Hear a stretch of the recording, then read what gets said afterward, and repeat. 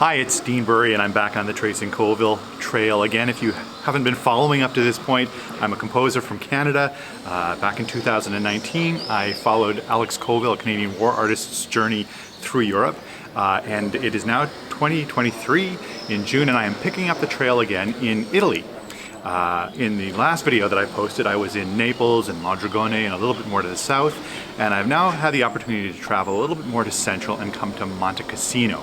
And I'm at Monte Cassino Abbey right now, which is a seriously important location in the Second World War, and also for Canadians in the Second World War as well. In fact, Colville never was here.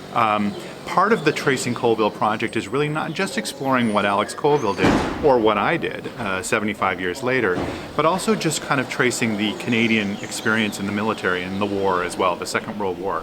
This abbey is located at the top of Monte Cassino, obviously, Cassino Mountain, in the center part of Italy, just about an hour and a half north of Naples, and about an hour south of Rome. Couldn't be more beautiful. Obviously, here are some pictures of what the Abbey looks like from the ground.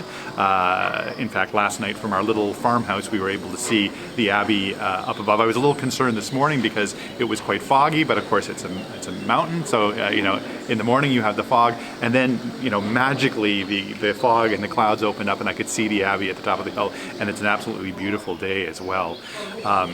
This abbey was a key part of what was called the Battle of Monte Cassino, which in the Battle of Monte Cassino was actually 4 battles that took place between January 1944 and May 1944. This was the push. Obviously, the Canadians had been very involved with the invasion of Sicily, and then came over and took the lower part of the boot of mainland Italy.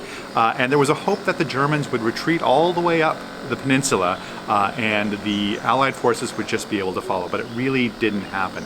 The Germans and Hitler ordered specifically to set up a defense just south of Rome, which was called the Gustav Line, or also just behind it known as the Hitler Line, which was a line of defenses that went from coast to coast in Italy, from Minturna on the west coast to Ortona, which is another site of a famous Canadian, very bloody Canadian battle, but a victory.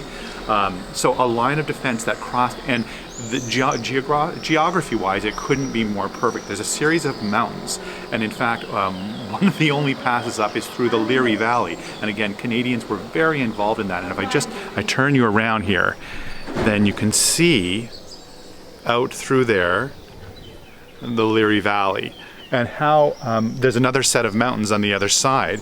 And so this very narrow kind of stretch of ground here was what was necessary for the Allied advance into Rome.